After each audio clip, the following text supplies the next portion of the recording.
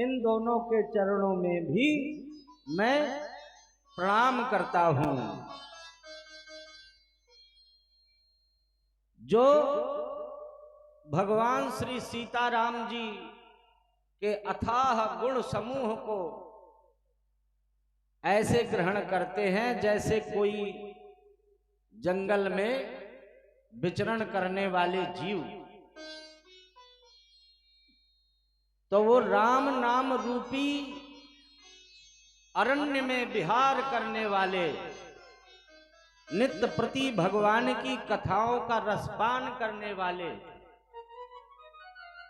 कवीश्वर वाल्मीकि जी और कपीश्वर हनुमान जी महाराज के चरणों में भी हम सब मिलकर के प्रणाम करते हैं।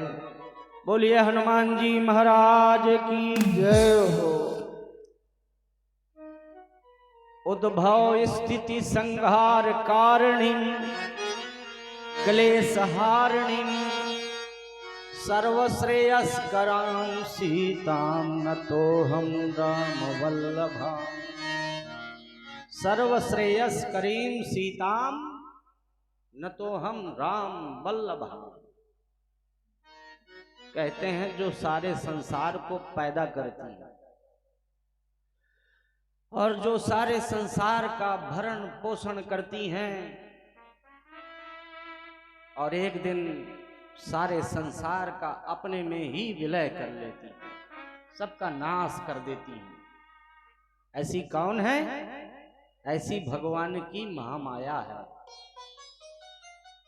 ऐसी भगवान की वह अद्वितीय अलौकिक शक्ति जो जानकी जी के रूप में है, जो राम जी के बिना अपने जीवन की कोई कल्पना नहीं कर सकती। आप लोगों ने सुना होगा जब भगवान राम का राज तिलक हुआ तो उसके बाद एक धोबी ने उनको दोषी विचार किया था, तो राम जी ने उनको त्याग दिया। तो राम जी ने त्यागा, ये बात सीता जी को कहां सहन हुई? आप लोगों ने समझा होगा कि वो जब आई तो धरती फाड़ के समा गई। तो जो राम जी के बिना अपने जीवन की कोई कल्पना नहीं कर सकती हैं, सारे संसार को पैदा कर सकती हैं, पाल सकती हैं, मार सकती हैं, ऐसी महामाया जगत जननी जानकी जी के चरणों में भी हम सब मिलकर के प्रणाम करते हैं। बोलिए जानकी मैया की जय हो। कैसी है महामाया? बोले अनमाया वसवर्त विश्वमखलम ब्रह्मादि देवासुरा यत सत्वाद मृखैव भाति सकलम रज्जोर यथारहे ब्रह्म यत पाद पलव मेक में वही भवाम्भोधे स्थितिर्सावतां वंदे हम तम शेष कारण परम रामाख्यमीशं हरिं। कहते हैं ऐसी भगवान की महामाया है कि उसके बस में सारा संसार हो जाता है। ब्रह्मादि देवासुरा, ब्रह्मा आदि देवता भी जिस माया के वशीभूत होकर रस्सी को सांप समझते हैं, धोखा पड़ जाता है ना अंधेरे में, तो कभी कभी रस्सी को सांप समझ के व्यक्ति भयभीत हो जाता है। क्यों? धोखा पड़ गया, भ्रम हो गया। वो भ्रम क्यों हुआ? अज्ञानतावश। लेकिन जैसे ही प्रकाश होता है और पता चल जाए कि ये सांप नहीं ये रस्सी है, तो सारा भ्रम खत्म हो जाता है, भय दूर हो जाता है। जो भी शरीर के द्वारा उस समय प्रक्रियाएं होती हैं, उछलना, कूदना, कपकपाना, डरना, भयभीत हो जाना, ये सब तब बंद हो जाता है जब ये ज्ञान आ जाता है कि ये सांप नहीं, ये तो रस्सी है। ऐसे ही भगवान की इतनी विचित्र माया है कि जो संसार कभी न था, न है और न रहेगा, वो लगता रहता है कि था, है और बचेगा। बस यही माया है तो सब झूठ, लेकिन सच जैसा लग रहा है। इसमें क्या क्या है? किसी ने पूछा तुलसीदास जी से कि आप जो पोथी बना रहे हैं, इसमें क्या है? बोले नाना पुराण निगमागम सम्मतम यद रामायणे निगदितम क्वचिदन्य तोपि स्वांता सुखाय तुलसी रघुनाथ गाथा भाषा निबंध मति मंजुल मातनोति। नाना पुराण, 18 पुराण। निगम माने वेद, आगम माने शास्त्र, इन सब का सम्मत इसी में है। सारी रामायणों का सार इसी में है। किसी ने पूछा कि बाबा जी तुमने ये जो लिखा है चरित्र, अब पढ़ा तुमने, याद कर लिया, तो तुम्हारे हृदय में इतनी सी भी शांति मिली है? बोले हाँ, हमको तो मिल गई। स्वांतः सुखाय तुलसी रघुनाथ गाथा। तुलसीदास जी ने ये जो रघुनाथ जी की गाथा लिखी है, ये कहे के लिए लिखी है? ये अपने अंतःकरण की शांति के लिए लिखी है। तो ऐसे ही हमें तुम्हें भी अपने अंतःकरण में यदि शांति चाहिए, शांति में ही तो समाधान मिलते हैं। और जब तक शांति नहीं हृदय में, तब तक कहां कोई समाधान है। इसलिए यदि शांति चाहते हैं तो आएं और भगवान का भजन करें, भगवान के चरित्र सुने। बोलो राजा रामचंद्र भगवान की जय। हम कहते डंके की चोट से, हम कहते डंके की चोट से, ध्यान से सुनियो लाला हो अपना, हरि है हजार हाथ वाला, प्रभु दीन दयाला, हरि है हजार हाथ वाला। हम कहते डंके की चोट से, हम कहते डंके की चोट से, ध्यान से सुनियो लाला हो अपना, हरि है हजार हाथ वाला, प्रभु दीन दयाला, हरि है हजार हाथ वाला, दीन दयाला, हरि है हजार हाथ वाला। हम कहते डंके की चोट से,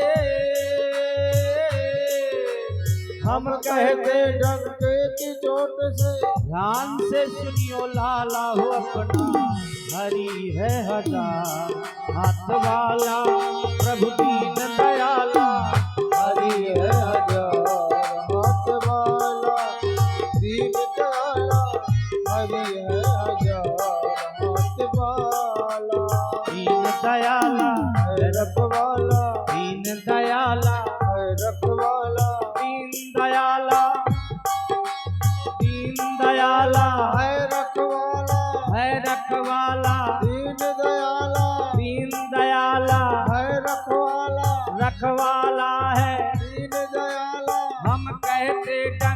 की चोट से ध्यान से सुनियो लाला हो अपना हरि है हजार हाथ वाला दीन दयाला हरि है हजार हाथ वाला।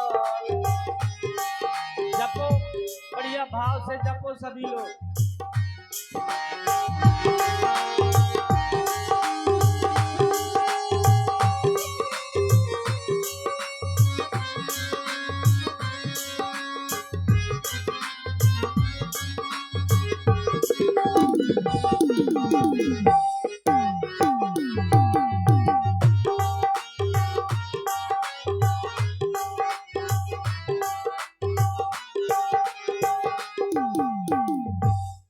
कैसा है भगवान के नाम का झंडा, कैसा है? कोई झुका नहीं सकता जग में, कोई झुका नहीं सकता जग में, अपने प्रभु का झंडा हो, अपने प्रभु का झंडा। कोई झुका नहीं सकता जग में, कोई झुका नहीं सकता जग में, अपने प्रभु का झंडा हो, अपने प्रभु का झंडा। प्रभु के हुक्म को जो भी टोकता, प्रभु के हुक्म को जो भी टोकता, पड़े शीस पर डंडा हो, पड़े शीशों पर डंडा।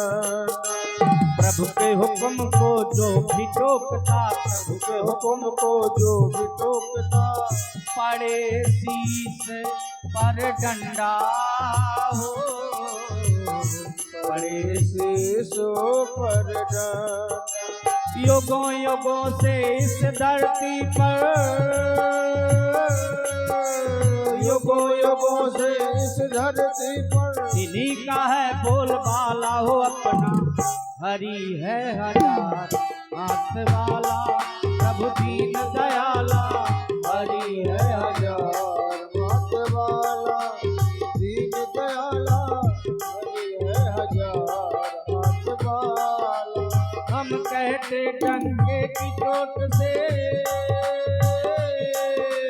हम कहते डंके की चोट से, ध्यान से सुनियो लाला हो अपना हरि है हजार हाथ वाला, प्रभु दीन दयाला हरि है हजार हाथ वाला, दीन दयाला प्रभु है हजार। है हो।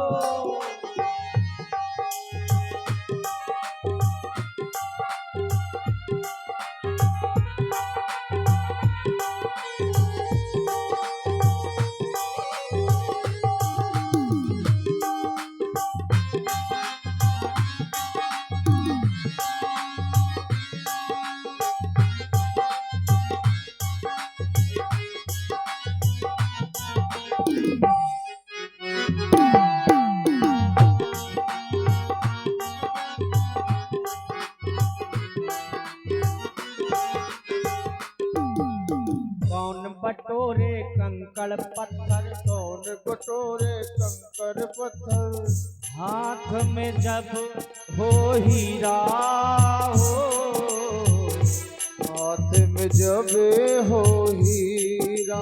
कौन बटोरे कंकड़ पत्थर, कौन बटोरे कंकर पत्थर, हाथ में जब हो हीरा हो, हाथ में जब हो हीरा।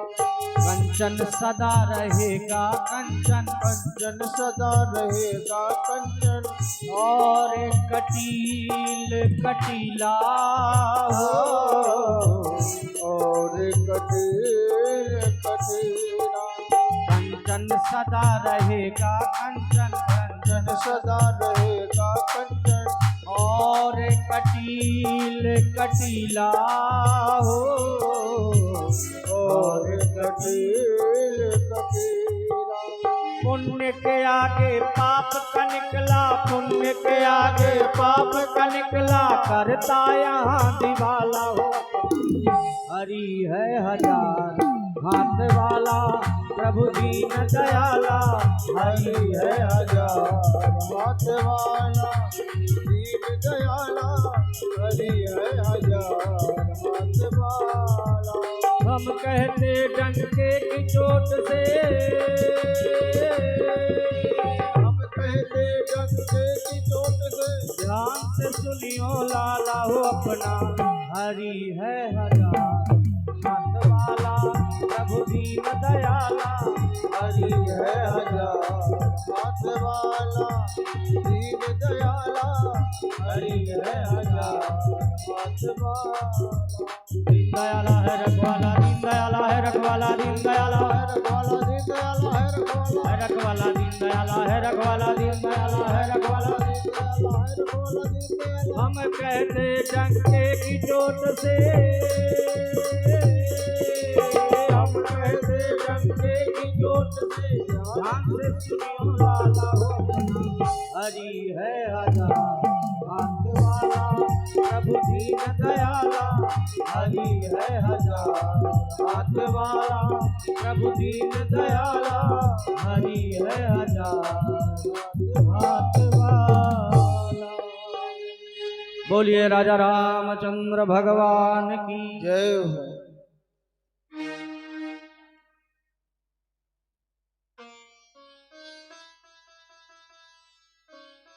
तो इस तरह से महाकवि श्री तुलसीदास जी महाराज रामचरित्र की गाथा को प्रारंभ करते हैं। कहते हैं, जेहि सुमरत सिद्ध हूँ गणनायक करिबर बदन, करो अनुग्रह सोई बुद्धि रास शुभ गुण सदन। कैसी कृपा है भगवान की। भगवान के नाम में वो सामर्थ्य है, प्रथम पूजियत नाम प्रभाव। गणेश जी महाराज की सबसे पहले वंदना होती है। क्यों? क्योंकि उन्होंने भगवान का नाम जपा है। भगवान के नाम में बड़ी सामर्थ्य है। गूंगे बोलने लग जाते हैं, भगवान के नाम में वो सामर्थ्य। लंगड़े जो पठारों में नहीं चल पा रहे हैं, वो बड़े बड़े ऊंचे टीले के पहाड़ों में चढ़ जाते हैं। कब? जब भगवान द्रवित हो जाए, जब भगवान प्रसन्न हो जाए। इसलिए हम और आप भगवान के इस सुंदर दिव्य अमृतमयी नाम का रसपान करते रहें, बखान करते रहें, गुणानुवाद करते रहें। सर्वप्रथम तो हम आपको महाकवि श्री गोस्वामी तुलसीदास जी के बारे में संक्षिप्त उनका जीवन परिचय। एक चित्रकूट के पास राजापुर गांव है। राजापुर में एक दुबे घर के ब्राह्मण गांव में रहते हैं और उनकी पत्नी गर्भ से है, बेटा पैदा भी नहीं हुआ, पिताजी का स्वर्गवास हो गया। और जब पुत्र पैदा हुआ तो लोगों ने बड़ा आश्चर्य माना, बड़े अचंभे में हो गए कि आज तक तो ऐसा कोई बेटा पैदा हुआ नहीं कि पैदा होते ही उसके मुख से राम निकला। राम, बच्चा पैदा जब होता है तो रोता है, सीधे थोड़ी नाम बोलता है। लेकिन ये इनके मुख से राम जैसे ही शब्द सुना तो हल्ला हो गया।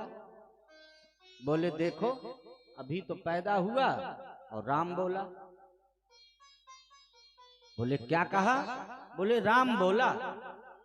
बोले क्या बात करते हो, अभी पैदा हुआ और राम बोला? बोले हाँ राम बोला।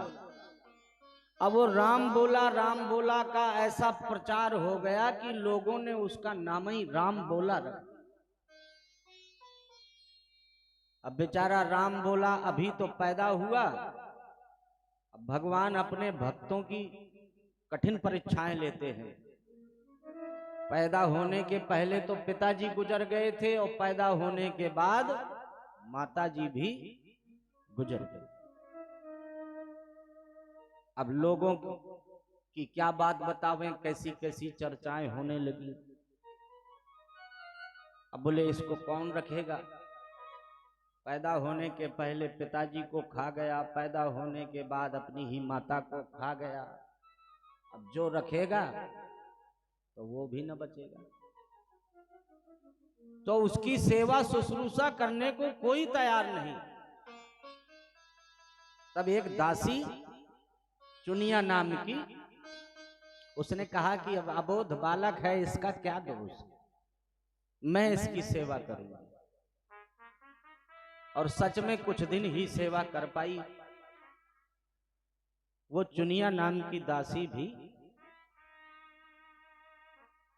तो भगवान क्या करते हैं, भगवान अपने भक्त को पहले सब प्रकार से हीन कर देते, मतलब उसका चित्त किसी और तरफ न भागे, इसको ये न लगे कि अभी ये मेरा है। जब इसके पास कुछ नहीं बचेगा तभी ये मुझको प्राप्त कर पाएगा।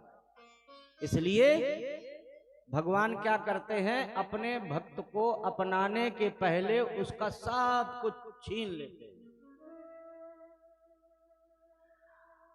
अब गांव वालों के मन में जो बात संशय में थी, अब तो बिल्कुल निश्चय हो गया कि अब तो इसके पास मत जाओ, क्योंकि ये तो अब सगुनी है। ये तो जहां जाएगा, जिसके घर में रहेगा, तो उसी में कोई बचेगा थोड़ी, सब मर जाएंगे। तो उसको किसी ने अपने घर में जगह न दी। बेचारा कैसे कैसे अपना भरण पोषण करता। नाम उसका राम बोला। एक दिन ऐसे ही भ्रमण करते करते 10-5 साधु मंडली बना के अब भ्रमण करते करते गांव आ गए राजापुर। 10-5 लोगों से मिले। बोले क्यों भाई, अब 1 हफ्ते का अनुष्ठान हो जाए, सत्संग हो जाए। सब लोग तैयार हो गए। पंचों के साथ मिल करके अनुष्ठान यज्ञ आदि के कार्य प्रारंभ कर दिए गए। अब देखिए, जब यज्ञ भंडारे चलते हैं तो न जाने कहां कहां से लोग सुन करके आ जाते हैं। फिर ये थोड़ी देखा जाता है कि ये पागल है, ये काना है, ये कुबड़ा है, ये लंगड़ा है, ये लूला है। वो तो जो कोई भी है भगवान का भक्त समझ के उसको भी प्रसाद मिलता है। यहाँ 2 भतियाई थोड़ी होती है। यज्ञ भंडारों में सबको बराबर बराबर दिया जाता है। तो वो राम बोला